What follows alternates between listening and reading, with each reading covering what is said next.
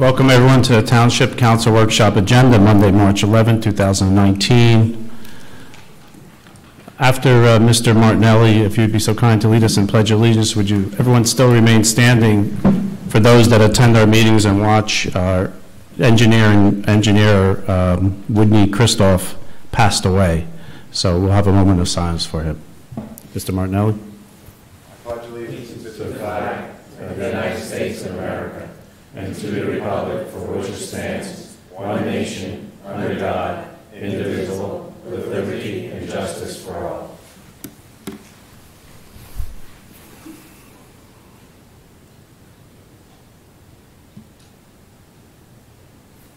You may be seated. Mrs. Kraus, please read the statement of public notice. Take notice that adequate notice of this meeting has been provided in accordance with NJSA 10:4-10 as follows. The notice of the meeting was prominently posted on the bulletin board at the municipal building located at 225 Main Street, Little Falls, New Jersey on January 2nd, 2019. A copy of the notice was faxed to the North Jersey Herald and News and the Record on the same date. Additionally, a copy of the notice was filed in the office of the Township Clerk on said date. Mayor James Belford Damiano. Oh, I'm sorry. Sorry, Mayor. Can you call the roll, Mrs. Kraus? Councilmember Coordinator. Present. Councilmember Kawhi. Present. Councilmember Seaver. Present. Councilmember Vanchery. Present. Council President Scola. Present. Now, Mayor James Belford Damiano. Thank you, Council President. This evening we have a couple of things, the first of which is Sunshine Week proclamation in honor of Sunshine Week. In which, whereas James Madison, the father of our federal Constitution, wrote that consent of the governed requires that the people be able to arm themselves with the power which knowledge gives. And whereas every citizen in our participatory democracy has an inherent right to access to government meetings and public records. And whereas an open and accessible government is vital to establishing and maintaining the people's trust and confidence in their government and the government's ability to effectively serve its citizens.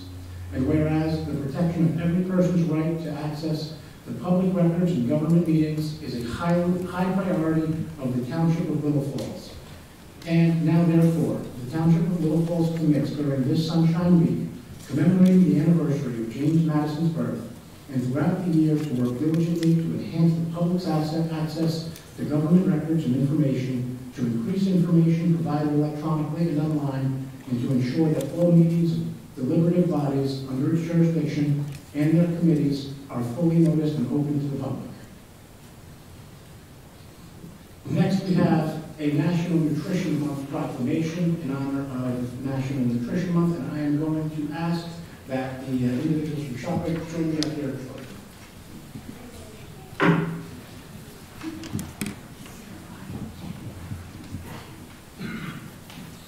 So ShopRite has been instrumental over the years in facilitating health throughout our communities, and we have a proclamation that we would like to present to them this evening. Whereas food is the substance by which life is sustained, and whereas the type, quality, and amount of food that individuals consume each day plays a vital role in their overall health and physical fitness, and whereas there is a need for continuing nutrition, education, and a wide-scale effort to enhance healthy eating practices.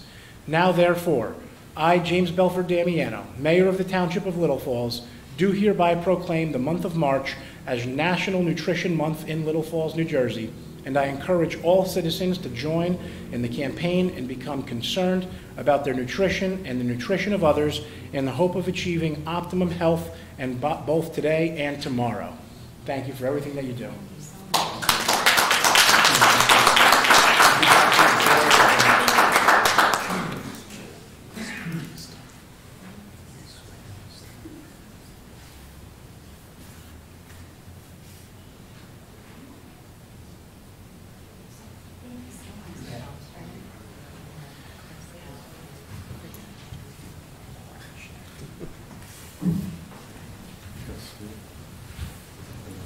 You want to turn that on? Yeah, we're going to go to public.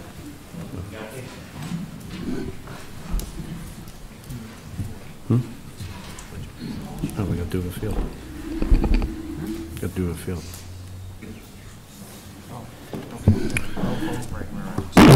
Can I have a motion and a second to open the public hearing on the grant application for Duvall Field improvements? Second? Second. All those in favor signify by saying aye. All those opposed to the motion signify by saying nay. Okay, Mayor, would you like to explain why you want, sorry? Yeah, we're on Dewar Field.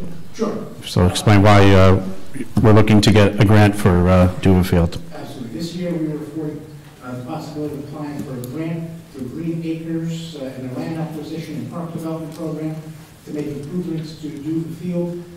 One of the things that we have discussed at one of the prior meetings was the potential to make some turf improvements at Dewar Field and finishing that field.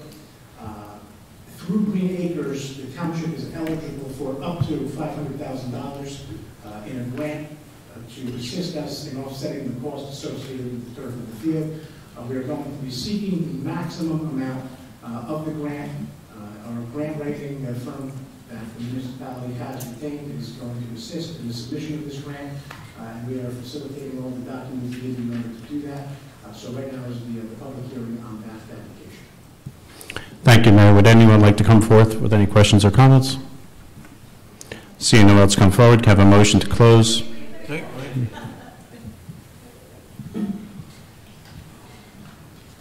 Patricia Toomey, 139 Wilmore Road. I just wanted to ask, I see that you're doing this grant for open space for sports fields. Can we, in the future, look for the same open space grant for the Peckman Preserve? That area has sat, and it's starting to take a turn. We're dumping there. We're wrecking it. We're putting fill from the river down there where no one can see it, but I can see it. We're driving over the Morris Canal path. There's pieces of metal. There's debris from the river. There are rocks. There are boulders. Saplings are covered. The wetlands have been filled. And I'm hoping that maybe we can do something about that. It's the last open space that Little Falls has. And Passaic County spent a lot of money on that land, and we've progressively turned our back on it. Would the mayor, would the council like to respond? Maria? Well, no, I've discussed this with Ms. Toomey, and I concur with her that this preserve is very special and unique, and something that I know there's people with dogs that like to go through there, there's people who like to hike to go through there, and it is a preserve. And then I said I would work to find a resolution in terms of the different dumpings that may have been going on, and also I have discussed with the county about grants and the county helping to really improve that area. And unfortunately, right now, the county's open space money is not as much as it used to be, but that is very important to them. And I certainly would work with you and our open space committee and the mayor to find a solution for this area, because I agree with you, this is very important. Yeah, I mean, it doesn't have to be anything major. It's just some simple walking paths and some cleanup. But I do realize that Little Falls and Woodland Park went together to get an excavator to clear the river. And I'm hoping that you guys have a plan for where you're going to put that. Can you please not address the council as you guys? Oh, sure. I hope that you have a plan for where you're going to put all the stuff that you pull out of the river, and it doesn't just end up in the wetlands where it has been. Right. Mrs. Toomey, I know there's been some sediment from the Peckman that has been pulled out and that we cannot dispose of it yet because it has to, quote, is this correct, Mr. Simone, has to dry out, or there's reasons why, or dewater, so-called dewater, which I'm still trying to figure out myself how rocks are supposed to dewater, but is that correct? The material has to dewater, which every time it rains it messes it up, but it also has to be tested before we can be disposed of. Is there any time frame of when that's going to occur? At the present time, no, we're just waiting for a testing company to come in, and once it's tested, we can try and figure out where we can dispose of the material. Okay, thank you. But that kind of doesn't make sense that you're putting something that you have to test in a designated wetland area, and you're killing native grasses and plants and things that are there with whatever you feel needs to be tested. So I'm just asking if we could think before we dump next time. I realized it was a kind of a spur-of-the-moment thing. We had a lot of rain, but we just kind of need to come up with a plan, a better plan. Thank you. Thanks. Can we, I don't want to close out the public. I want to have the mayor do his budget and still have public comment. Yeah. No, we have to close out the public. Excuse me? Oh, right, okay. Does anyone else have any questions on the grant? Yes. No, just on the grant. No? Seeing no one else come forward, can I have a motion to close the public on the hearing? Second? All those in favor signify by saying aye. Aye. All those opposed signify by saying nay. Motion carries. Mayor James Belford Dariano, 2019 budget presentation, please.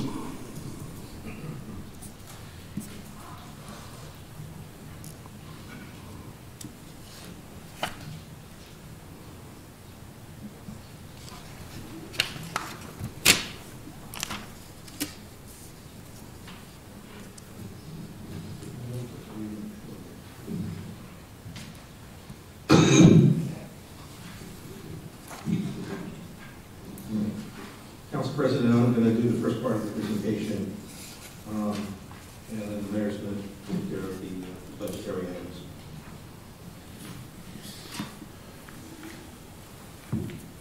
So tonight we're first going to talk about what the budget process is all about.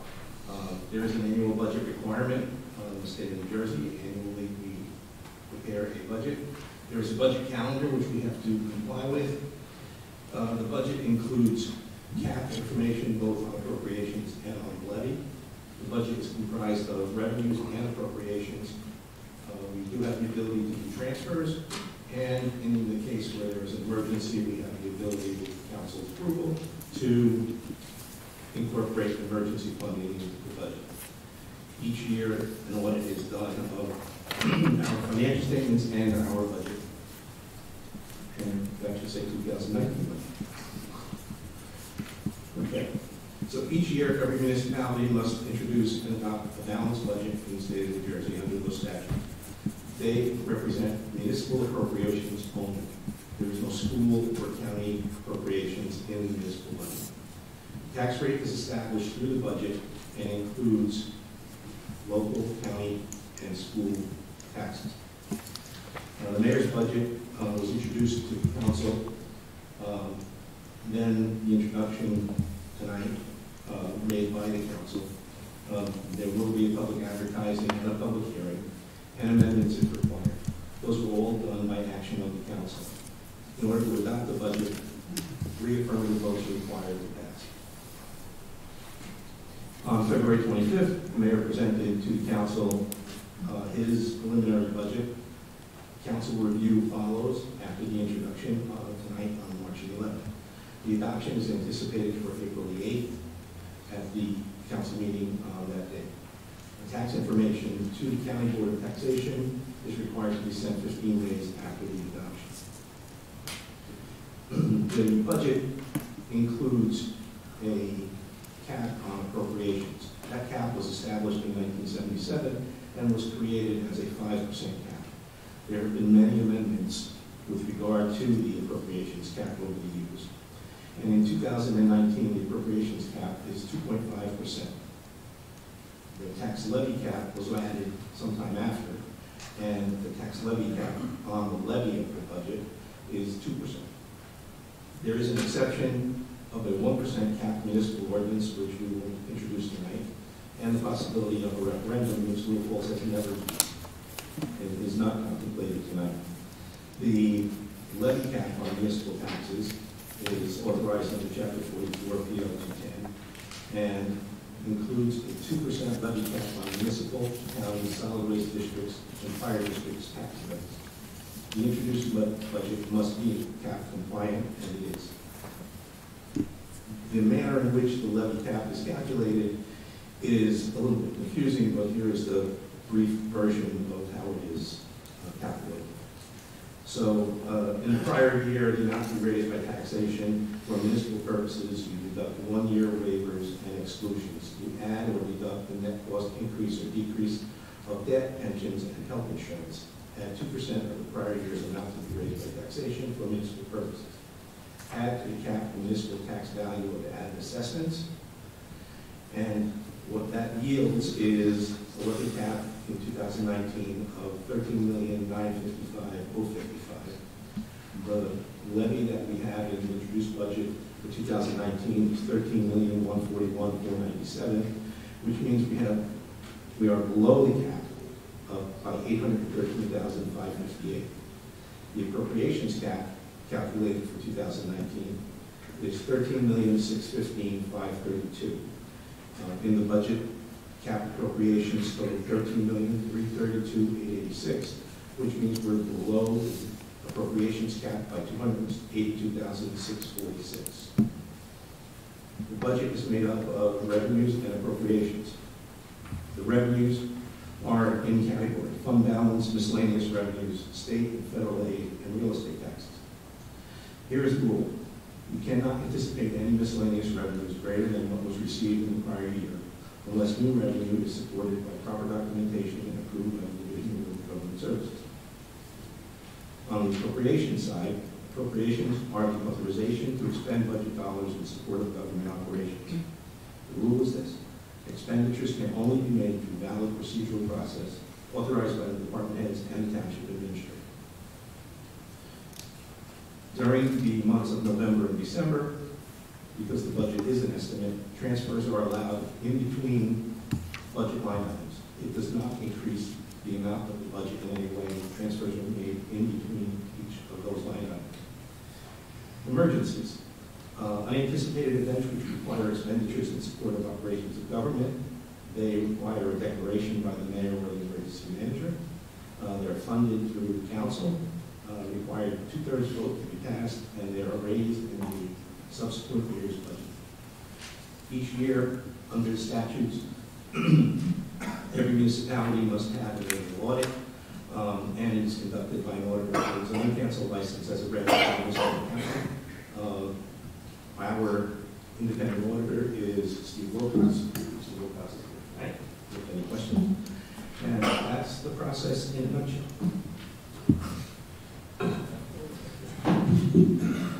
All right, now for the 2019 municipal budget. The first of which is the agenda. What will be discussed tonight, the annual municipal budget provides for the spending authority for all township departments. This presentation provides an overview of our 2019 spending plan and estimates the funding required to support that plan. Only public information is presented herein. Confidential information has been specifically excluded from the presentation. The items that will be addressed are the highlights, the revenues, the appropriations, the debts, and the tax rate. That said, budget highlights, the introduced budget. This is a comparison between 2018 and the 2019 budget.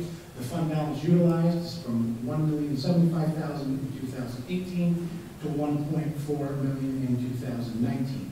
Anticipated revenue is moving from $3,224,215 to an increase of $3,574,937. The library tax this year actually has gone up, so there will be additional funds to the library. 2018 had $536,391. In 2019, they will see $545,011. Receipts from delinquent taxes are down from $623,000 to $399,862. And the amount to be raised by taxes, the balances in 2018 was $12,665,640. And in 2019, that figure is $13,141,497. What that means is that the total budget in 18 as compared to 19, you can see in 2018 was about $18,124,246. And in 2019, the number is $19,061,307. In-cap appropriations have increased from $12,805,169 to $13,262,059. and the out-of cap appropriations has increased from $5,319,077 to $5,799,248. The budget highlights: we anticipate surplus of $1.4 million from the 2019 budget. This is a figure that is up substantially over just the past couple of years. The figure when this administration took office was somewhere around the $400,000 mark. It has been substantially increasing over the past several years.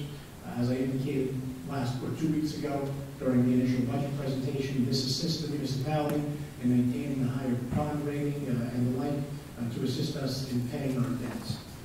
That said, library taxes for 2019, as I just indicated, are up about $9,000 to about $545,011, and appropriations have been set to reflect salary increases in the Teamsters bargaining unit contract.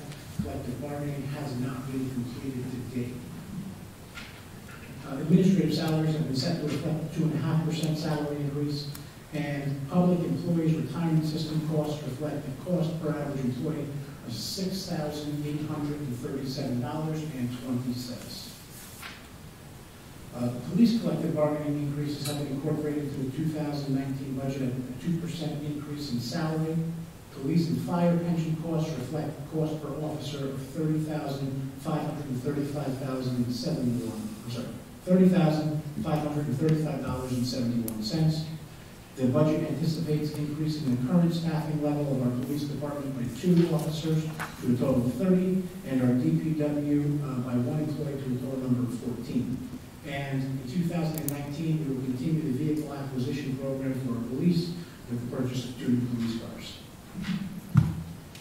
Insurance costs this year are up $91,500, as is common through all public and private companies. Insurance costs continue to increase on a year-to-year basis. EMS program costs are budgeted at $362,856, with offsetting revenues of $260,000, although we hope that number to be higher. PFRS costs are up $240,000 over last year. And this is a figure that the state mandates. They don't provide a reason as to why the amount that needs to be contributed toward the officers' pensions increases, but historically this has been the case. In fact, they've never provided an answer to any municipality. They just provide the figure that needs to be contributed, and it basically sends you the bill. You have no choice but to comply. So that number is up substantially over last year and has made a significant impact in the budget. In 2019, debt service costs are $98,500 less than the prior year, and the assessed values of the municipality have increased in 2019 by $11,823,900, which is a good sign for the town. In 2019, the revenue by source, you can see that there is fund balance of 7%, revenues make up about 12%, state aid makes up about 7%, and the remaining balance is of 74% is generated through taxes. Just for some illustrative purposes, you can see the 2019 appropriations by source, the police being just over $4 million, and then as you continue down the line, insurance costs, as you see there, are almost $2 million for the municipality. You can see that there are utilities and solid waste landfills for the municipality are almost $1 million annually. There's sewer costs to the municipality of almost $1 million annually. And these are things that you hear other towns, individuals sometimes indicate, well, the taxes are lower in this town. But you also need a separate sewer bill. In the municipality here in Little Falls, the sewer bill is raised through taxes, and you can see that is a substantial number. The sewer bill being almost $1 million annually is certainly not something to laugh at, and it's something that is part of the taxes rather than every home receiving a separate bill. So this is there for illustrative purposes, and all of the exact numbers can be found in the budget. The 2019 EMS program costs. In 2018, the EMS revenues were $274,533.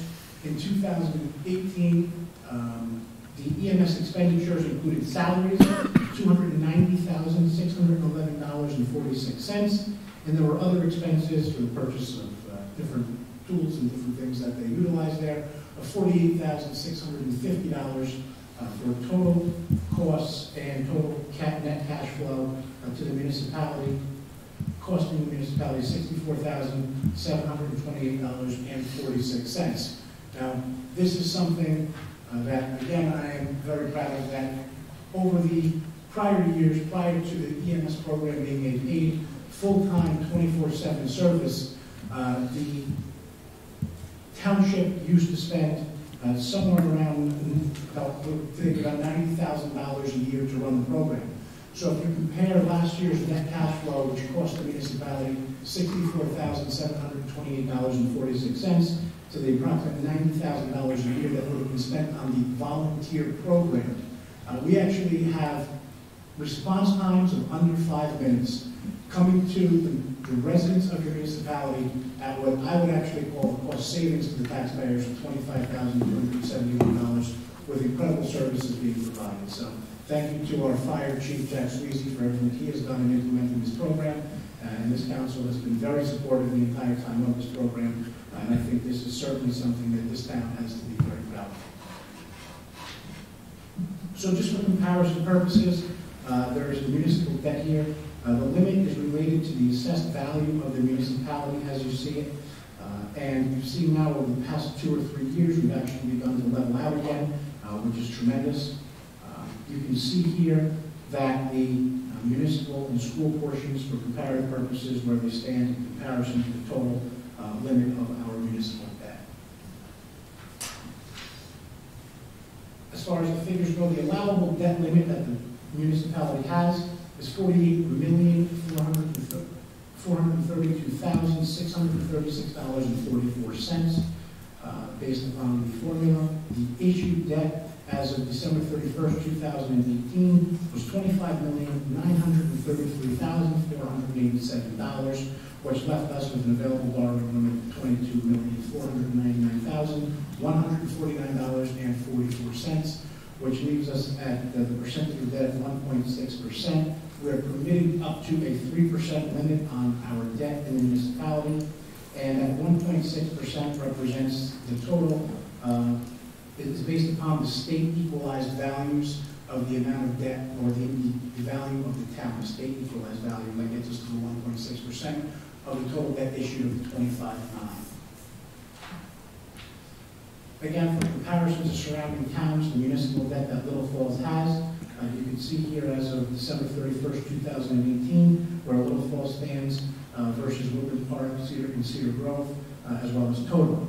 This has been something that I've always had concerns with in this municipality, is the amount of debt that the municipality has had.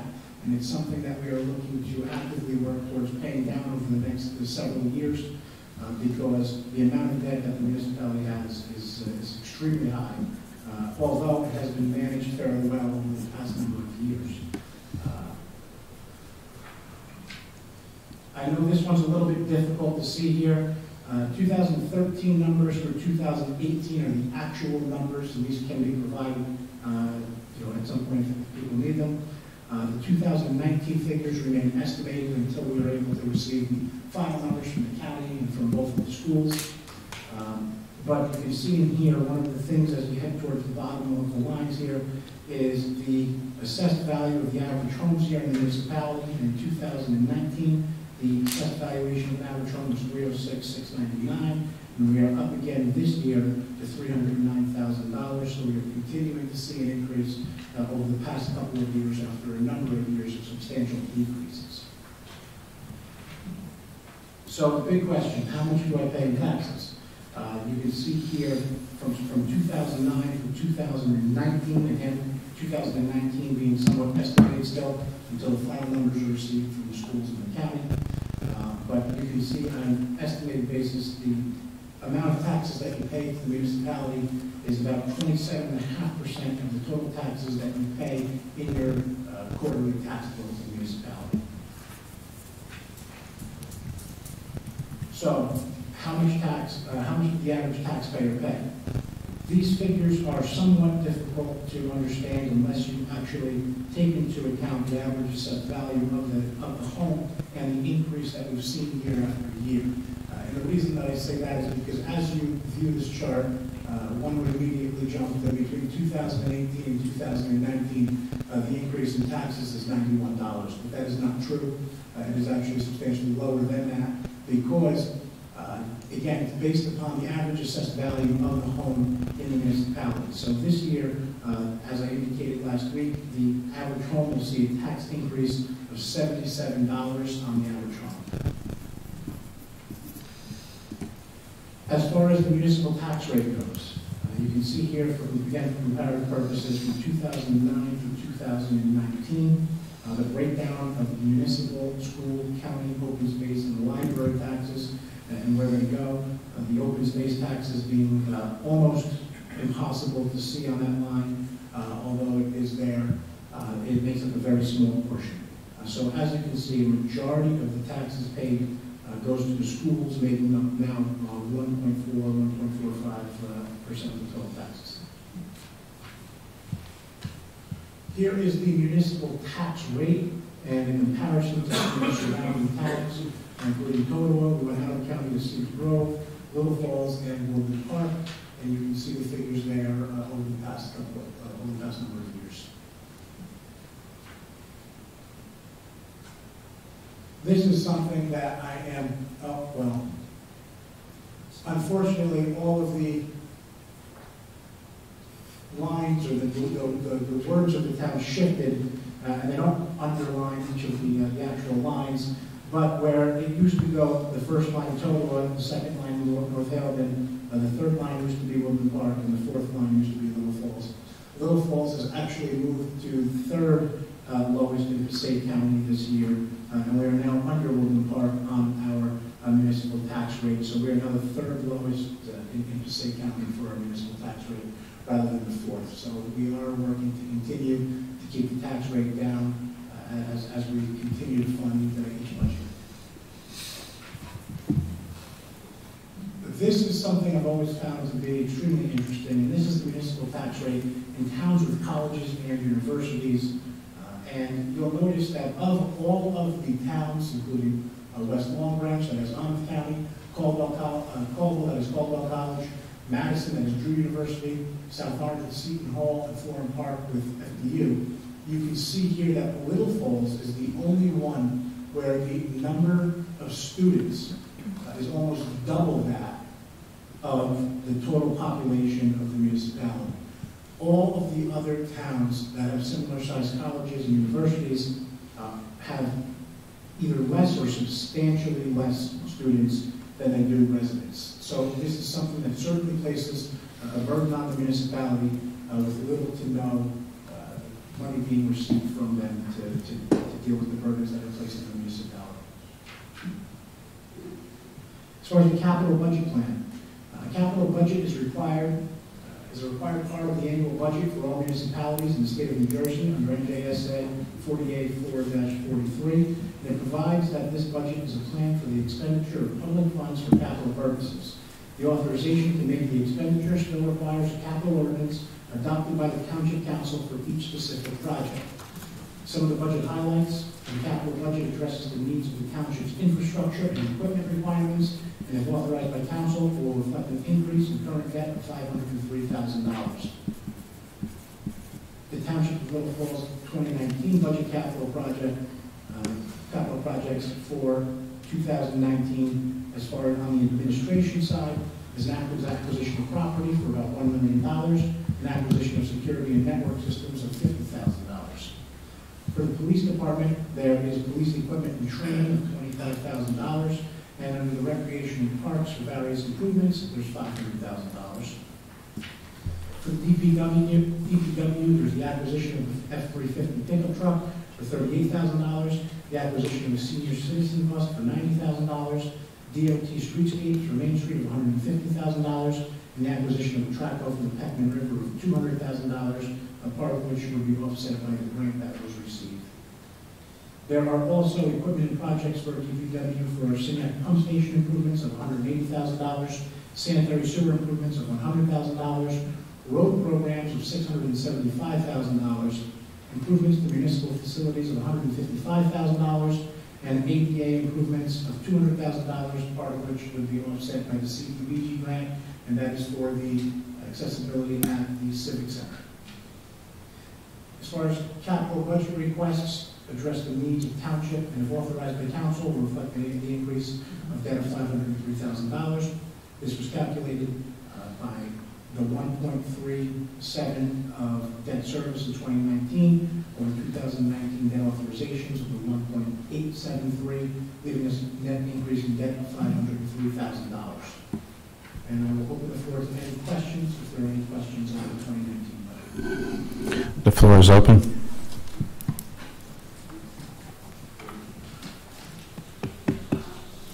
And that's all that I have, Vice President. Thank you, Mayor. Any questions from the residents? Comments? Approach the podium, please. Good evening, Renee Shapiro, 48 Walnut Street. Good evening. James, on the budget, crucial issues that have always been brought up. Will, under the rec program, will that include air conditioning for the recreation center? That is part of the $500,000. It is. Capital budget that was one of those last couple slides. But it is, okay. How about the whatever's needed at the Civic Center to be fixed? Is that under that too? That was the ADA improvements for $200,000 that have offsetting grant of $85,000. And whatever repairs we needed that were held up last year for the Morris Canal, is there money somewhere for that? That's all part of DPW. Got it. Thank you very much. Thank you. Does the council have any questions or comments for the mayor? Mayor, thank you for the presentation. I'm happy to hear. I was happy to hear that you're going to be diligent in reducing the debt. It is definitely something that bothers me every day, thinking about what we have on the books. So it's good news to hear that within 6 years to 7 years that debt load would be reduced. Can I motion a second to approve resolutions A and B at this time? So moved. Second. Mrs. Kraus, please call the roll. Councilmember Coordinator? Yes. Councilmember Kawadi? Yes. Councilmember Seaver? Yes. Councilmember Vanchery? Yes. Council President Scola? Yes. Mrs. Kraus, please read ordinance 1348. Introduction of ordinance number 1348, ordinance entitled Calendar Year 2019 Ordinance to exceed the municipal budget cost of living allowance and to establish a cap bank with a second reading and public hearing scheduled for April 22nd, 2019. Can I have a motion and a second to introduce ordinance 1348? So moved. Second. Mrs. Kraus, call the roll, please. Councilmember Coordinator? Yes. Councilmember Kawadi? Yes. Councilmember Seaver? Yes. Councilmember Vanchery? Yes. Council President Scola? Yes. Can I have a motion and a second to open to the public comment for general matters only? So moved. Second. All those in favor of this motion signify by saying aye. All those opposed signify by saying nay. Motion carries. Mrs. Kraus? Anyone wishing to address the Township Council may do so to the Council President. Please give your name and address for the record. Comments are to be limited to 3 minutes. However, if appropriate, you may be granted additional time in the sole discretion of the Council President. The floor is open. This is for general matters.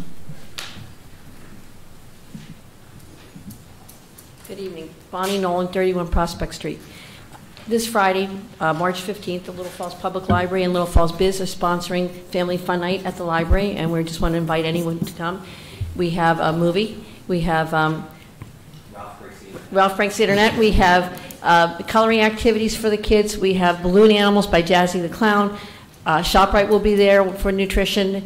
Fine Grind will be there. I believe Too Sweet will be there. Lakeland Bank is supplying popcorn and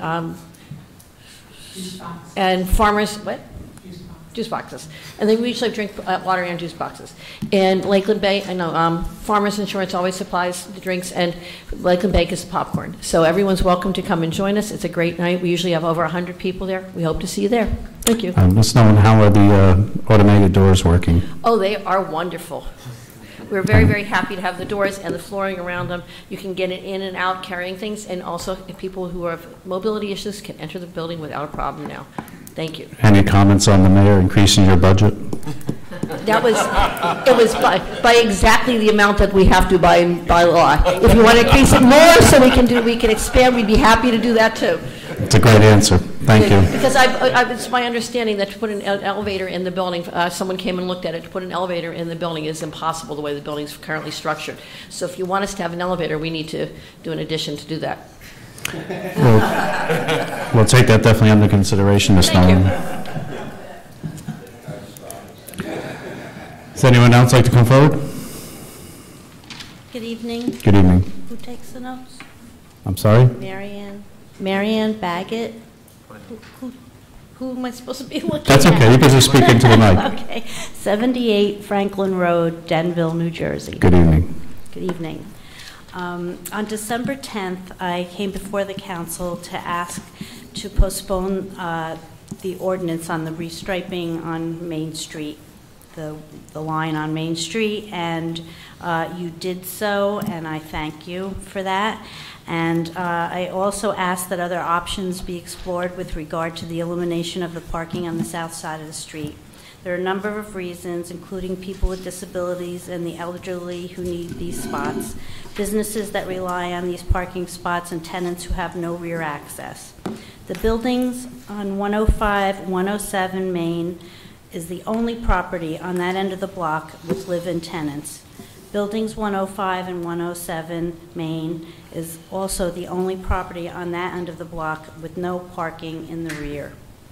So removal of the parking spots on the south side of the street will hurt that property the worst. And I'm here to request that when this comes back to the table, that a committee be formed and maybe we can address this issue because it's a complex one. And I am in agreement with the fire department that something has to be done, and in agreement with everybody that something has to be done. I'm just making a plea to save some spots on my side of the street, and maybe we can come up with a creative solution to this problem. Thank you. You can stay there. Thank you for coming out this evening and expressing your concern. I don't know so much about forming another committee because we do have a transportation committee. Councilman Vancherry, do you have any updates on this? No, just based on our discussions here, it's been on hold. You know, I had one of our committee members asked actually over the weekend just an update on it, and I said no action is being taken at this time. I know the mayor provided the study back at our meeting in February, just noting what DPW measured in terms of what's actually allowed and what is off in terms of the width on both sides of the road. I know the fire department has discussed it as well with concerns with getting the apparatuses through the street. As we look to figure out our parking situation, I'm sure we're going to revisit it, but no action at this time. Does the council have any questions or comments for the resident? Mayor, do you have any comments? Thank you. All right, thank you very much. You're welcome.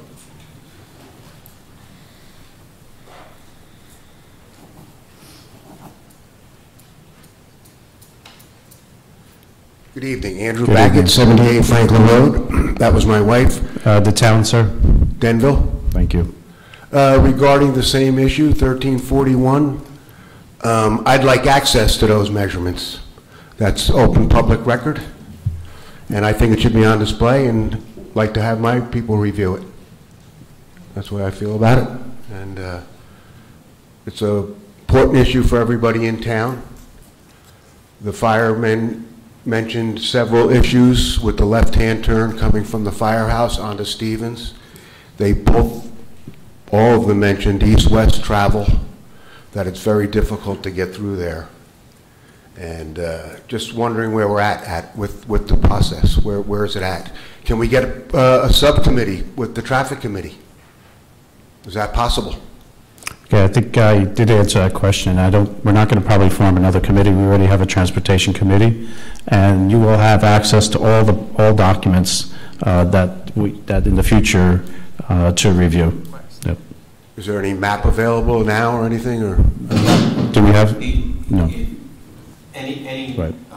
One who wants access to public records, the manner in which you do it is you have to fill out a form called an OPRA, Open Public Records Act request form. You have to fill out basic information, the request. That's online? Yeah.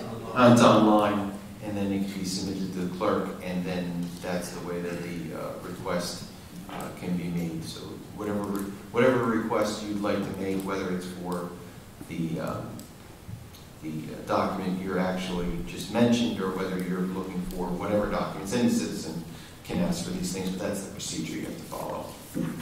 Does the council have any questions or comments? Mayor? Thank you, sir. Okay, thank you.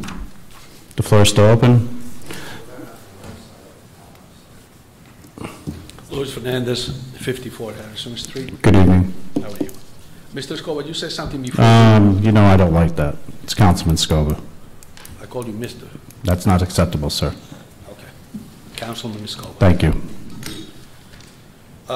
Something that you said before we went into the public comment, that you said that the debt will be reduced in a matter of 6 to 7 years. Can you tell us the amount by Right. what That's a amount? great question, because it's a very good question. As you heard in the mayor's presentation, he alluded to the fact that the debt level he'd like to see, as well as the council, be reduced, because borrowing money costs money, correct? Right? So we're, as far as how much, we don't know those numbers at this time, but we're hoping in 20 and 21, as we go along, we start to chomp at that number. Hopefully, maybe a couple $100,000 to $500,000. Every year? We're hoping. Because right now, we stand at almost $26 million. That's correct. If I read those numbers correct. That is correct. And it seems an awful lot of money that... It is a lot of money, Mr. Fernandez. We're not going to, in the previous administration or governments, they decided to run the municipality in ways of maybe borrowing too much monies to pay for things. So now the roosters come home and, you know, we're stuck with a larger bill. And we're going to make do on that. We're going to figure out ways to reduce it so that the interest costs don't come to haunt us. And also interest costs will be going up probably in the future, even though we pay very low interest. I mean, municipalities pay, Mr. Kusia, what, like 1.7%, 2% when we borrow money? In the past few years we have, we're in the 2s and 3s Right. on the bonds. Right. So in the past, we got excellent rates, but we're edging to like 3% now, so.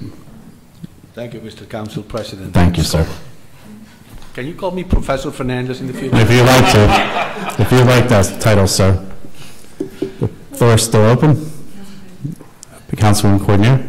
Yeah, I just wanted to make a comment back to Professor Fernandez. That the thing that really is upsetting and not responsible was the fact that there was so much that accumulated, yet when the mayor came into office, there was almost no reserve fund. I think it was about $400,000, Mayor, which is so dangerous for a township. And this mayor and council made the choice to spend a couple of years in building that reserve, thank goodness, so that we, I believe, are at 1.4 million, and I think our goal is to be at 2 million for the safety of the municipality, because if we were to have, God forbid, any kind of large-scale, disaster, it could really, wreck us financially. So I think that point is very important. About the fiscal responsibility, and that we are being conservative to try to build our reserve, and then yet after that we're addressing the debt, which is really important as well. Thank you, Mr. Fernandez. Seeing no one else come forward, can I have a motion to close to the meeting to the public? So moved. Second? Second. All those in favor signify by saying aye. Aye. All those opposed signify by saying nay. Motion carries. Looks like you're doing a lot of work tonight, Mayor. Mayor James Belford Damiano and the Administrator, you want to discuss 1, 2, and 3, please? Sure. The very first item is something that we see on a monthly basis, tax refund resolutions, as properties are bought out continuously through FEMA. I believe in our last several homes now, they've come off the records and the taxes are refunded or canceled. So we'll see that standard resolution on the regular meeting in 2 weeks. Next is a pilot presentation. And I prepared a little presentation because there were a number of questions or concerns regarding pilots, and I wanted to make sure that all of them were appropriately addressed. So first things first, to make sure we clear the air, we're not talking about this type of a pilot, the one that flies an airplane. We're also not talking about this type of a pilot, the one that's in the sea. And we're also not talking about Honda pilots. Tonight we're talking about pilots as far as payments in lieu of taxes. And these are what have been part of the discussion regarding the area in need of redevelopment in Singat. So, not to bore you, but I think it's important to briefly review what NJSA 4820-1 states. There are the possibility of long-term tax exemptions. And the statute reads, in part, attracting commercial, residential, and industrial development to areas most in need of redevelopment or rehabilitation is often difficult, so municipalities are increasingly utilizing New Jersey's tax abatement programs, providing for payments in lieu of taxes or pilots to help with community growth and progress in these areas. Under these pilot programs, municipalities are authorized to grant developers exemptions from traditional property taxes for a set period of time to encourage them to make improvements to property or locate a project in a distressed or blighted area. Instead of property taxes, property owners make an annual pilot payment to the municipality. The pilot payment can be less than traditional taxes and is structured so that the municipality receives more of a benefit than it would from the usual property tax apportionment. Not only do these exemptions save the developer in real estate taxes, but they provide an increase in the fair market value of the property as a result of higher net operating income. Additionally, long-term tax abatements under NJSA 4828-1 may last up to 30 years from completion of a project. They are typically utilized for larger redevelopment projects and require a municipality to declare an area as being in need of redevelopment. The pilot is then set based upon a percentage of the project costs or revenue generated by the project, depending on the type of project. In determining whether to enter into an abatement agreement, it is important to consider, among other criteria, the type and size of the development, impact of local tax rate on the profitability of the project, and the fiscal benefits added to the community. So as far as the Singat redevelopment plan, the first question is, was the area declared an area in need of redevelopment? And going back about 2 years now, the area was declared an area in need of redevelopment, and our planner, Jeff Genoda, presented before this council, as well as the planning board, the area in need of redevelopment study that he prepared, which concluded that the area did meet the criteria. The next question is, was the type and size of the development large enough to meet the pilot criteria? And the answer to that was an absolute yes. The project is just shy of 8 acres, the entire site. And as far as the type, there are certainly a number of buildings and lack thereof of buildings that were blighted, to say the least. The next question is, was the impact of local tax rate critical to the profitability of the project? And the answer to that is yes as well, that because developers oftentimes spend far in excess of fair market value to acquire properties, it impacts the ability of them to have any profit while making these improvements, which of course would discourage the developer from coming into the area to make the improvements. So the answer to that question was yes. And the final question is, will there be a fiscal benefit added to the community? And that is an absolute resounding yes, and those figures will be discussed in just a couple of minutes. Continuing on, what the development or redevelopment entails, as has been discussed now on a number of occasions here at the planning board, is a 185 multifamily apartment building, a 102-unit townhome development. The project is in accordance with the township's master plan and the redevelopment plan that was presented here as well as in front of the planning board. It's a significant period of time after the area was declared an area in need of redevelopment. And as I indicated, just under 8 acres, we'll be replacing 7.98 acres of obsolete and underutilized mix of residential, commercial, and industrial properties. Next, the pilot is based on the cost of improvements on the property. The land portion of real estate taxes remains unchanged, and the multifamily apartment building will also be receiving the pilot.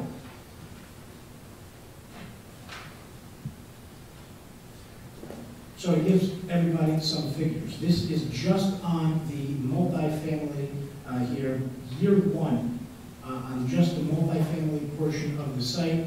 The township will be seeing an estimated $408,261.50, which is going to increase annually over the 30 years and will result at about $653,791 over the increasing by about 1% each year over the term of the pilot. There will also be 102 townhomes in the pilot, and year one, after all units are sold, the amount of taxes that we anticipate collecting on just the townhomes is about $1.2 million that will be increasing year after year up to the 30th year until about just really shy of $2 million on that site alone. To give everybody an idea of exactly what that means here, that site currently brings in total taxes of just over $300,000 annually. Based on that figure, actually let me get to the rest of this here.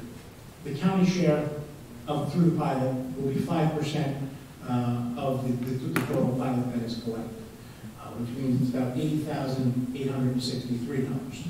So there were some indications at the last meeting that the counties get stiffed for some of the revenues and incomes that they get when pilots are offered.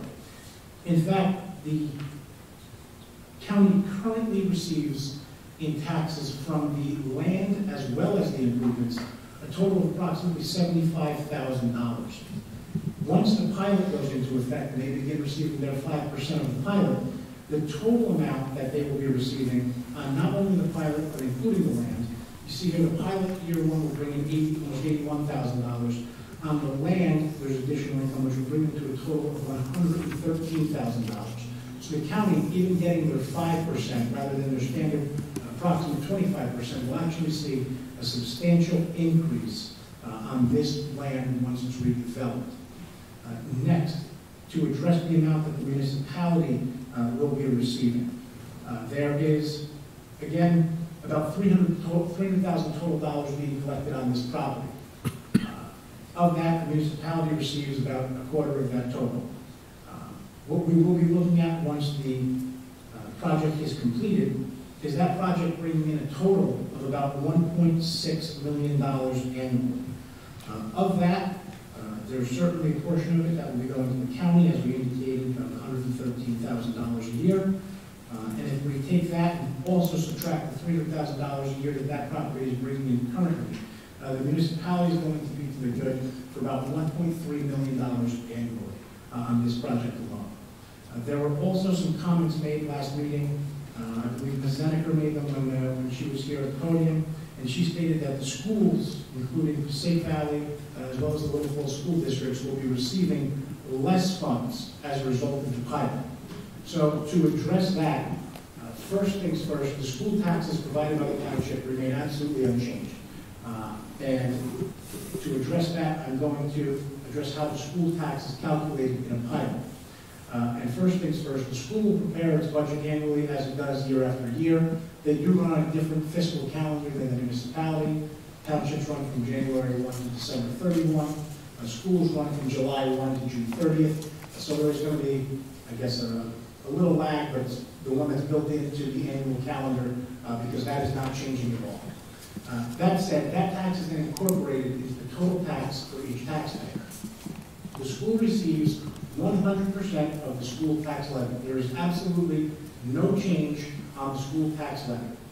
So, to help explain that, essentially, the school currently, in its July 1 to June 30, 2019 calendar year, we're talking about the Little Falls schools, from the municipality collects $14.88 million for that budget year. And there's some numbers past that, but as a rough number, $14.88 million are what the municipality collects and sends to the school.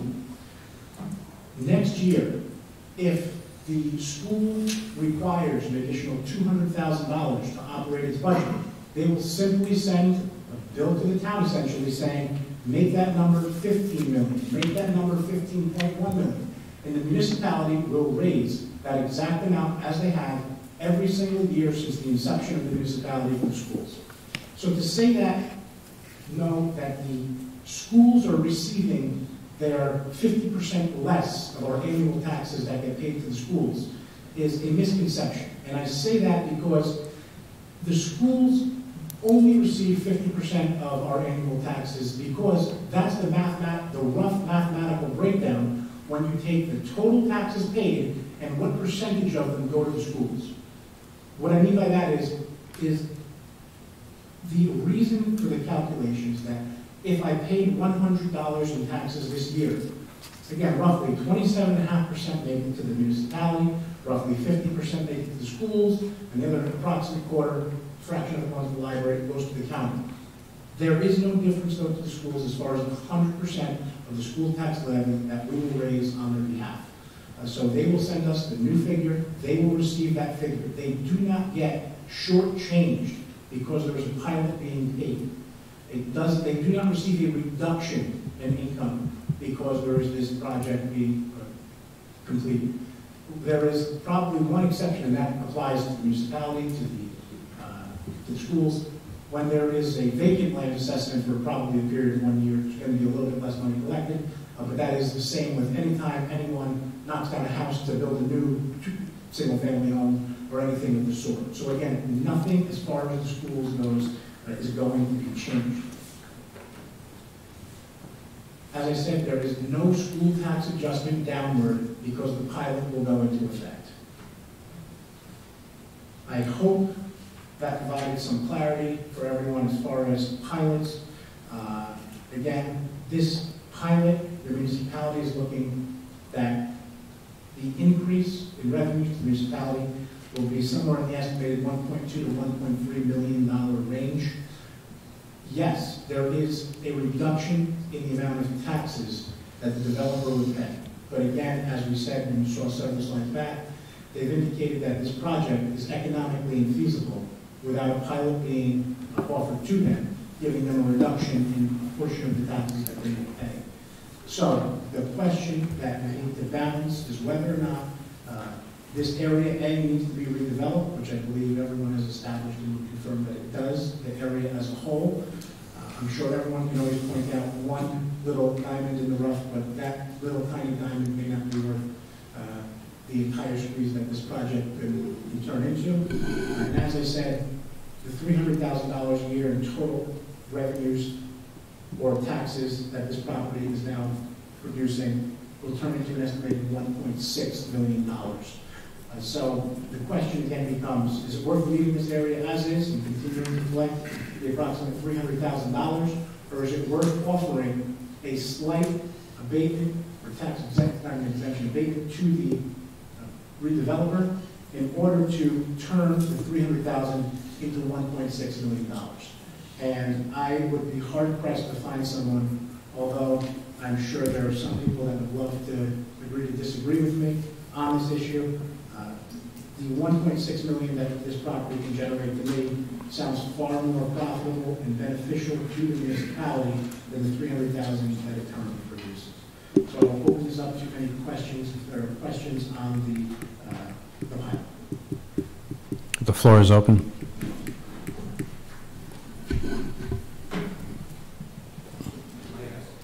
Yes, Mr. Professor Fernandez. Thank you. Don't you ever forget. Luis Fernandez. Do I repeat the name again? Yeah, Luis Fernandez, 54 Anderson. You said that the developer is going to receive a slight decrease in taxes. Correct.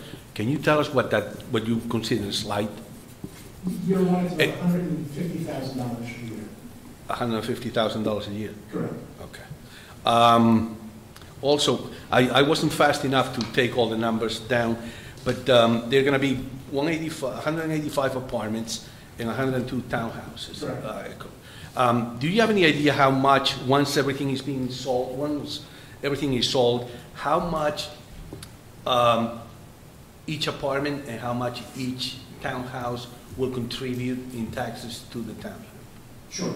So on, well, yes and no. The reason being, I don't know the exact sale price of every single townhouse that's going to be developed. We have estimated that the average sale price of a townhome will be $500,000. Yeah, I read that in the paper, yes. There are some, I'm hoping, will go for well over that. There are some that may go somewhat below that, depending on the finishings and whether or not they're built custom for individuals or if they're all going to be... Right, and the apartments? The apartments, there's no value to an apartment. These are not being sold. These are going to be rented. Oh, they're going to be kept by the owner? And the redeveloper is maintaining the 185 townhomes, although he's building the 185 apartments, although he's building the 102 townhomes. Okay, I thought they were being sold as well. No, these are all being 185 townhomes are being maintained by the developer. 185 apartments are being maintained by the developer. By the developer. 102 townhomes. They're going to be sold. Okay. He's getting me, I'm sorry. Yeah, but you have to, if you, like I said, those numbers that they were up before, I couldn't see them fast enough.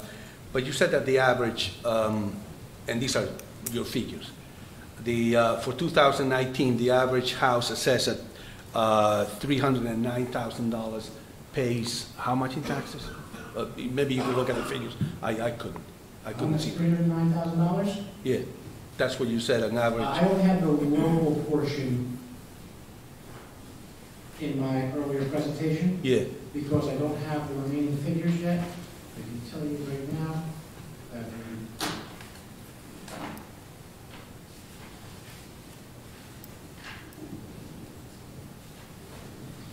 the local portion of the home assessed at $309,000 will pay $2,691. The total tax, actually, I do have, again, estimated figure until we have the remaining schools and county portions, will be $9,773. Okay, $9,773 for the average home. Correct. For assessed at $309,000. And so, based on that, I mean, I understand that, you know, if you build something, you're entitled to make a profit. I mean, that's the American way. Nobody builds anything. I think it's an international thing, Mr. Fernandez. Well, based on those figures, a townhouse that sells or is assessed supposedly at $500,000 should bring a little bit more than that, correct? It will be, Mr. Fernandez. Do you have any figures around? So yes, there's a pilot that is extended to the townhomes as well, and the intent of that is that, typically speaking, if someone is going to be receiving a pilot, they may be willing to pay a little bit more for the building than they would otherwise if they were not receiving the pilot, because their annual taxes will be a bit lower. On these particular properties, I don't recall off the top of my head the first year was 75%. The first year, the figures over the course of the 30 years is going to increase, where the owner of the townhome will actually pay 75% of what the assessed value? Well, 75% of the tax is based upon the assessed value. Okay. Or you could do it that way as well. I think 75% of the assessed value, the tax is 100%. But they will pay that, and the number will increase up to 95% over the term of the pilot. Over 30 years? Correct. Okay. So, Mr. Fernandez or Professor Fernandez, you're saying if someone buys a townhome for $525,000, you're asking the question what would go to the township, or what's the overall taxes? I was just curious to see what the overall tax will be,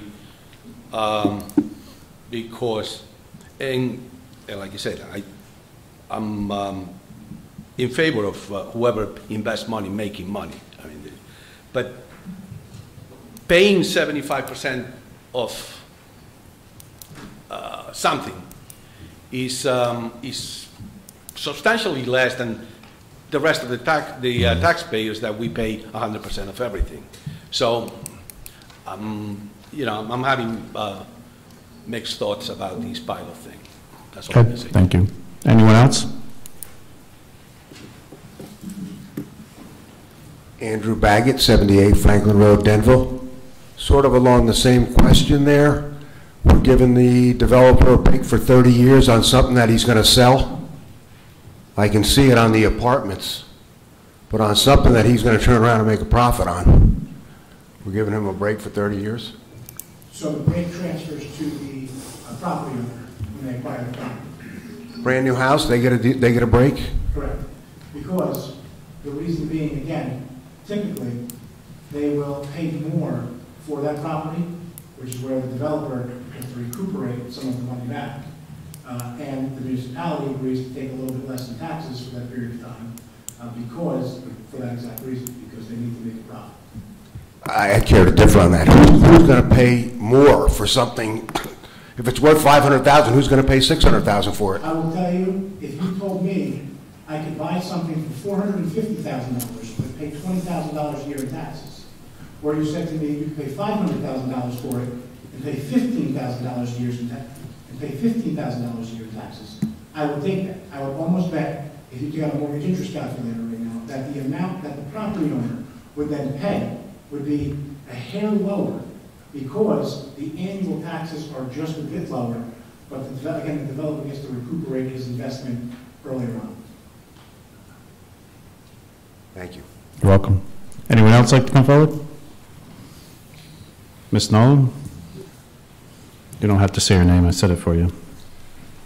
My question is, how does this affect the library's budget? Because after all, for many years, we're down $100,000 a year over where we used to be, and we're finally stable. If you replace the word school every time with the word library, you'd be in the exact same position. This will not have a negative impact on the library. No, it's not exactly the same, because the school can raise their own taxes. They have their own, they set their tax rate. We don't do that. We get ours based on a third of the mill of the assessed valuation of the town. Assessment. If their land was worth something before, we'd still get that. But now the buildings that were there before were being taxed, and now they're not. So that does affect us. Yeah. Assessed value. Assessed. Mayor, do you want to address? Assessed value, so it will not have a negative Okay. impact on the library. Because like I said, we're finally stabilized, and we did a lot of belt tightening when we went down 100,000, and we don't want to do that again. So there's two equalized assessed values, and this is where a lot of the confusion comes in. There's a county equalized assessed value, in which case you would not have received the value. There is a state equalized assessed value, in which case you do receive it. It is based upon the state equalized assessed value, not the county equalized assessed value. Okay, thank you. Ms. Nolan, you can stay there for a second. You commented to, what was the highest budget that the library had that you recall? I don't recall off the top of my head, it was over 600,000. And we're now, this year we're up 8,000. Before that, we've been going down some years $30,000 or $40,000. It was as the recession hit, as housing prices went down, we went down quite a bit. Right, but you see the reversal now. This is the first year we've had an increase in a number of years. We're up about $8,000 this year. Thank you. Anyone else? This is concerning the budget? It is. Go ahead. No, pilot. it's I'm sorry, concerning pilot. the Pilot. yeah. I stand corrected. Pilot. I'm in favor of the pilot. I was just curious if it's a 10% pilot? So it's starting at 10%. The figure, as you saw, changes over the duration of the pilot. So it increases? A hair over 1% each year. It does. So by the end of 30 years, it's the number 30%? It's going to be that high? Right. Right. I mean, to us. Right. The number goes from about 408,000 and change to about 653, 654,000 over the life of the pilot. Those are the estimated figures based on the gross revenues that the right. And when you were saying the 300,000 that's for the whole almost 8 acres?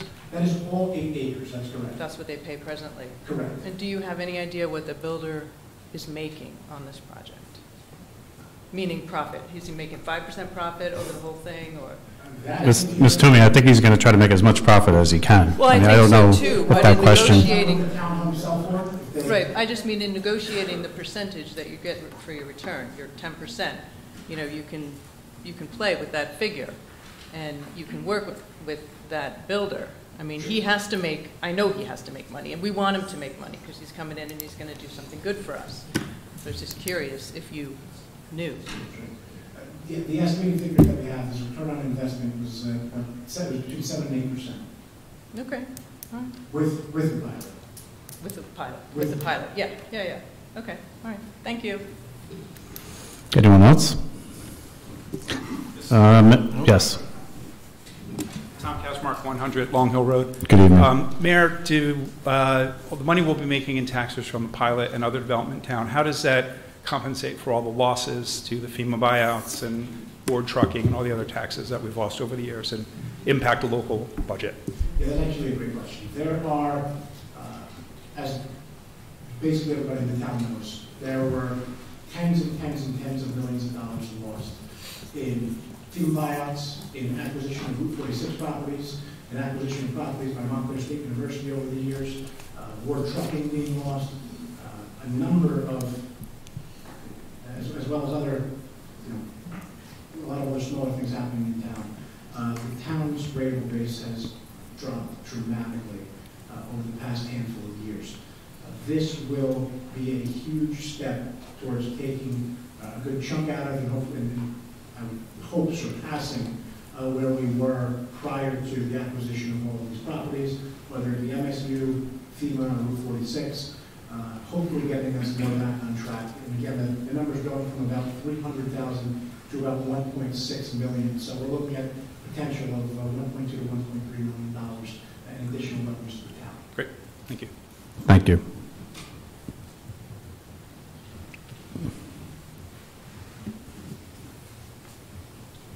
Hi, my name's Dan Gulak, and I'm just kind of Can curious. you spell your last name, sir? Gulak, G-U-L-A-K. Thank you. I was just looking at Can you give us your address? I'm sorry. 71 Walnut Street, Little Falls, New Jersey. Thank you. I'm just kind of curious, are we compensating for inflation here? You see 1% a year for the next 30 years, but the inflation rate could be, 5%, 10%, 20%. Our salary, our basis here is going to cost us more to keep the town going. Are you going to compensate that? So the way pilots work is it's a return on investment figure. They do not take into consideration inflation. Well, essentially it does, but without directly doing that. The reason for the increase is because as the revenues that it generates from these properties, you would hope to increase over the years by amounts of rents going up over the term of the lease. That is where the inflation calculation comes into play, essentially, is that the monthly payments that he receives goes to the gross figure that we use to calculate how much the municipality receives each year. So essentially, as there is inflation, and rents go from $17.50 to $18.50 to $19.50 to whatever the number is 30 years from now, the municipality receives a portion of that increase. So yes, in part, but not directly related to it. Okay, all right, thanks.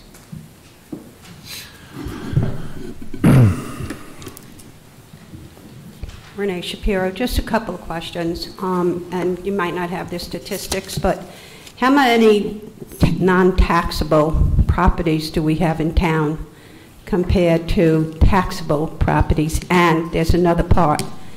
How many homes did we lose, and how many homes are we building that will bring revenue into these numbers? Ms. Shapiro, are you saying how many homes we lost to buyout, flood buyout? Whatever, however we lost, in other words, now we're building on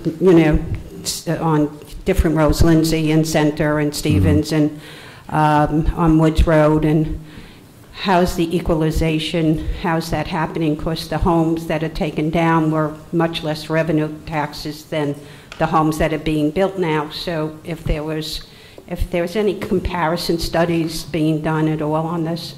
Yes, so I don't know the answer to how many non-taxable properties there are in town off the top of my head, but I can tell you that to FEMA alone, the municipality has lost 130 homes. There were 89 homes in the first number of rounds of buyouts. There were an additional 40 homes, about 40 homes in this most recent round of buyouts, for a total of about 130. And you're right that some of those properties were assessed at lower values than the newer ones that were developed. But if you look at the number of homes that were recently developed, the number is substantially lower than the total number of homes that we lost to FEMA. And the balance, the scales have not yet tipped back in the municipality's favor over the FEMA buyouts. So we are working to get there. I do think that this will be the tipping point for us. But we lost in total FEMA property valuation of the municipality, and that's almost $36 million, $35,750,000 as a rough number for the total amount of property and value lost to the municipality. So yes, while we have certainly had a number of substantial projects in town, we haven't yet made up the almost $38 million yet. But will they now, with everything else that's coming up, was there a projected figure, or you see So, any? yeah, on the townhomes alone, as I indicated last meeting, if the 102 townhomes are all sold for about $500,000 a piece, that will bring us up over, the $50 million mark in the properties there alone. So that should, again, finally tip the scales back in our favor. And Lindsay and Stevens and all the high-end homes? In addition to, yes, there's, again, Center Avenue is not completed yet. Right. But we all see the books now. Lindsay Road, and what has been done there, some of the additions on the top of Woods Road there. So there's certainly, again, a tipping, but it has not yet surpassed the prior levels. Okay, thank you. Does the council have any comments or questions with what was brought forward by the residents this evening concerning the pilot program? Councilman Vanchery. Mayor, I was wondering, because, prior to your last presentation, we had a lot of people doing their own math on social media. Can we put this presentation on the website and maybe to a blast that goes out to our webmaster and a little note just explaining the pilot program, and here are some of the numbers that you had promised from the last meeting, so that any other residents who are not here tonight or watching at home can, see the actual numbers moving forward? I'm sure we can convert this to a PDF and get that loaded to our website for sure. Absolutely. So, Mayor, you alluded to the fact that the township lost 130 homes. The hard dollars that the township has lost through the flood buyouts, if you do the calculation based on, I would say, $3,000 that would be coming to the municipality on 130 homes, would be about $390,000, close to $400,000 or more. So over a 3-year period, the township, on the hard dollars, not the assessed value, is out $1,200,000 that we no longer have over a 3-year period. That's where this township stands. That's why development is an important factor in keeping our financial stability. Anything else? Councilwoman Coordinator? Yes. Mayor, do you have the dollar figure of what was lost in ratables per year towards trucking, just towards trucking? I don't off the top of my head. Several million. Or over the life, the span of it, it was substantial. I don't want to misstate figures. I don't know. Per year. Per year, 900,000 per year. That's what we were told. Yeah, I don't know what the assessed value was at the time, but yeah, it was substantial. And the pilot that the municipality received was a different pilot than the one currently presented over the long-term tax exemption law with the word trucking. That was a 5-year reduced pilot, and it was substantially underpaid that whole period of time. Ms. Shapiro, you have to come to the podium. We don't take raised hands here. I'm sorry. No, we do not take raised hands here. This is not a town hall.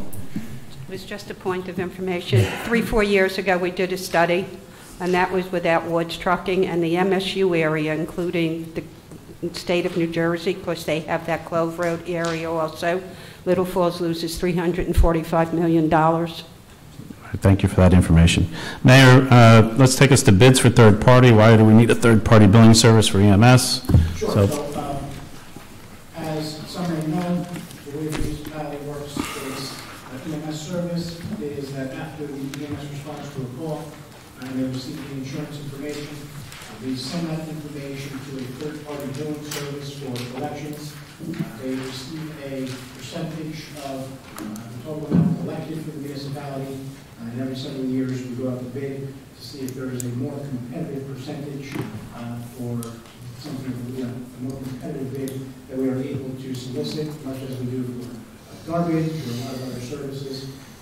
This one is for the third-party billing for EMS. Does it? Be presented in 2 weeks for the council. Thank you, Mayor. Does the council have any questions concerning third-party billing for EMS?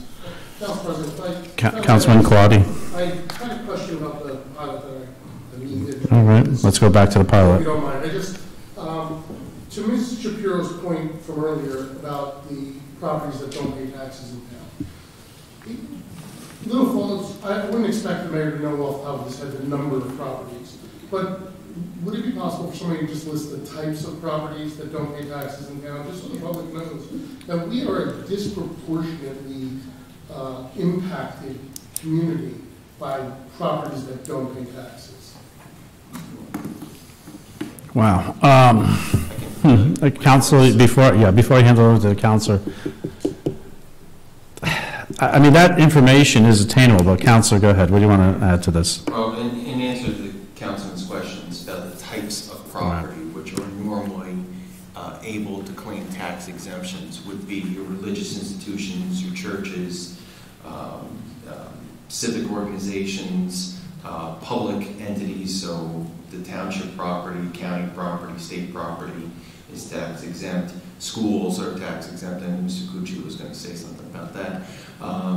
And county property, obviously, within the township is exempt. So it's basically all your nonprofit entities are usually the tax exempt properties. There are also other ways you can get a property declared tax exempt that are a little bit more nuanced, but those are generally the categories within which it falls.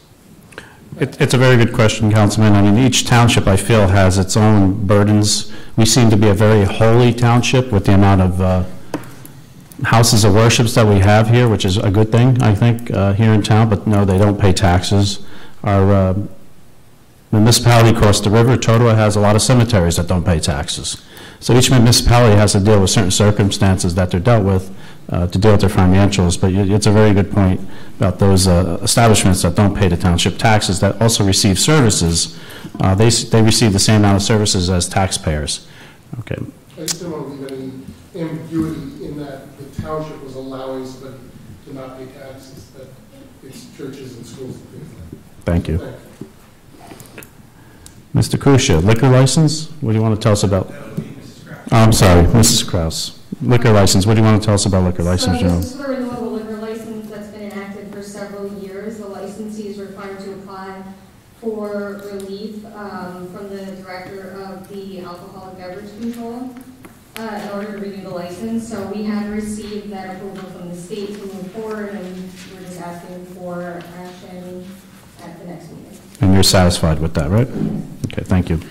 Can I have a motion and a second to approve Resolution C at this time? So moved. Second? Mrs. Kraus, call the roll. Councilmember Courtner? Yes. Councilmember Kwani? Yes. Councilmember Seaver? Yes. Councilmember Vanchery? Yes. Council President Stoll? Yes. Councilman Kawadi?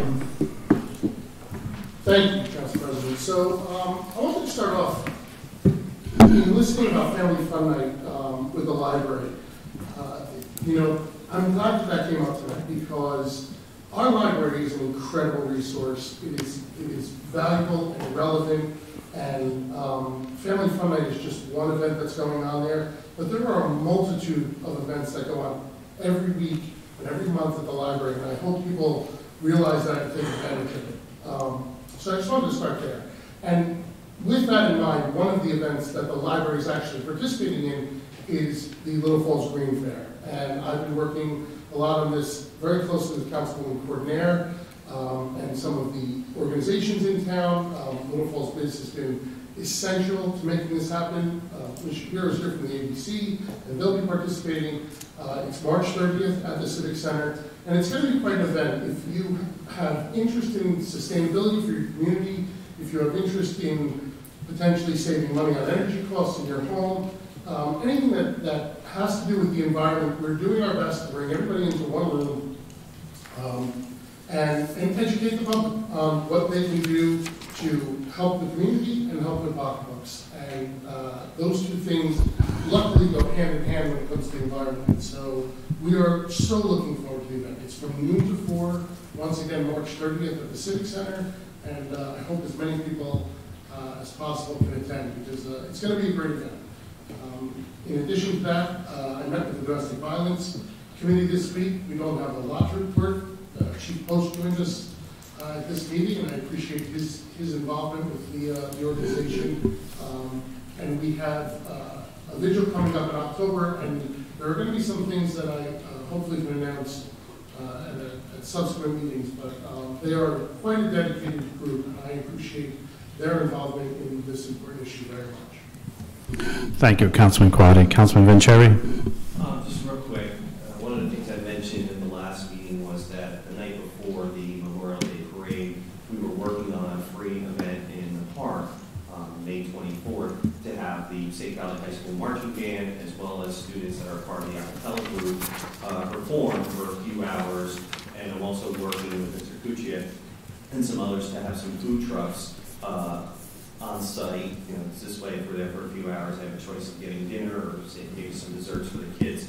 So I'm pleased to report we've got a few participants already, and I'm looking for a few more. I'll probably put together an email to see if there's any other local talent that is interested in participating in a free concert. I mean, obviously, we're not looking to pay a bunch of bands to show up, but it'd be nice to see members of the community performing, because right now we have obviously the high school band, and then they have most of the kids that are in the band, and some others are in an acapella group. It's similar to if you've seen the movie Pitch Perfect, they perform, using voices without instruments, which would be pretty cool. But I know there's some others that I've talked to, that whether it's older residents or even younger ones, that are willing to perform as well. So I think it'll be a nice night just to get everybody together, in the park right before the parade the next day. So I should have more updates in the coming weeks, and then I'll have some updates too related to transportation. So we have a meeting next week as well.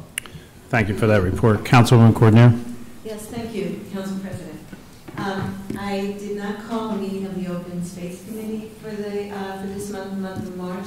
Instead, we are going to organize a road trip to two of the parks in Essex County that have been recently redone. One is the Grove Cleveland Park in North Caldwell, with just won a New Jersey State Award for its creativity in its playground and in its green space, and also in Cedar Grove on Fairview Road, where they have incorporated a tremendous amount of open space with a beautiful community center, and again, a playground with state-of-the-art equipment, so that we can look at that and get some ideas of what we want to do first in expanding and upgrading Wilmore Road Park, because if there's one thing that gets utilized in our town, it's the playground. So really looking forward to taking that trip and reporting back. I want to concur with Councilman Kawadi. I was going to make the same statement about the library. I was recently there meeting with the new head of the library, and I could not believe the amount of events and activities that have been developed, and there's a tremendous amount that they're doing for seniors, which we're going to incorporate with our senior advisory committee. So that library is really like the heart of our town, and it's really terrific. And in terms of the Green Fair, the Little Falls Green Fair, Councilman Quaddy's been working really hard on it. We're very excited about it. And, sustainability. If we don't address sustainability, we're not going to be able to sustain our community. And it's really important. So I hope you spread the word to have people come. There will be some giveaways.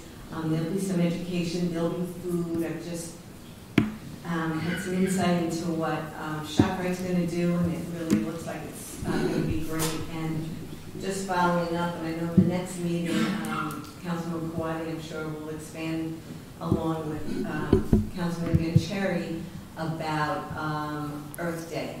And we'd like to build on that. We know the rec center and Ms. Shapiro with ABC has always done a lot for Earth Day, so we're looking to expand on that as well. Thank you for that report, Councilwoman Cordonier. It looks like a lot of talk on the library this evening. The mayor's going to probably have to come up with some way. Mr. Kazmark, what was that thing you went on the ship? What was that called? A skywalk, or that went up and down? What was that called? Magic carpet. Oh, magic carpet, right. The mayor's going to have to come up with a magic carpet on the outside of the library to bring people up and down somewhere, find that monies from this new development. So, Councilwoman Sieber, do you have anything else to add besides the library? Well, my report actually was on the library, as I helped sit on the library board. I voted on last meeting, but I forgot that the other... And we're on the same political party. Go ahead. Reported everything for me. Right. So usually I just want people to write it tonight so I can report. I didn't know that they were going to actually do the report. So I appreciate that. Thank you very much. But in addition to that, the library board will be meeting this week, so I'm sure we can report on additional events again. And then the Municipal Alliance will be meeting next Thursday. Thank you. Thank you. Before this meeting, the council, the mayor, and the business administrator met with our insurance person to go over regulations to make sure that we're doing everything proper so that we avoid lawsuits in the future. So I thank the council, the mayor, and Mr. Kusha and Mrs. Kraus for attending that and getting us some food so that we could jump right into this meeting. Can I have a motion and a second to open to the public comment for agenda items only? Second? I second. All those in favor signify by saying aye. All those opposed to this motion signify by saying nay. Motion carries. Mrs. Kraus? Anyone wishing to address the Township Council may do so through the Council President. Please give your name and address for the record. Comments are be limited to 3 minutes. However, if appropriate, you may be granted additional time in the sole discretion of the Council President. Thank you. Podium is open. Floor is open. I'm sorry. Professor? Go ahead. Good. Good. Because we like it. Good. Luis Fernandez, 54 Harrison. Thank you. I do have one thing, Go ahead. but it's about the library. Go ahead. It's a funny thing, though. And I'm going to quote Councilman Kawadi. He said that one of the topics at the library will be the energy savings. Well, can we save energy in this place? This is awfully hot. It's awfully hot in this place. Right. You know, charity starts at home. Right. Let's do it. I concur. Yeah, I apologize for the climate here of the. Right. Seeing no one else come forward, can I have a motion to close the meeting to the public? Second. All those in favor signify by saying aye. All those opposed signify by saying nay. Can I have a motion and a second to adjourn this meeting? Second. All those in favor signify by saying aye. Aye. All those opposed signify by saying nay. This meeting is now closed.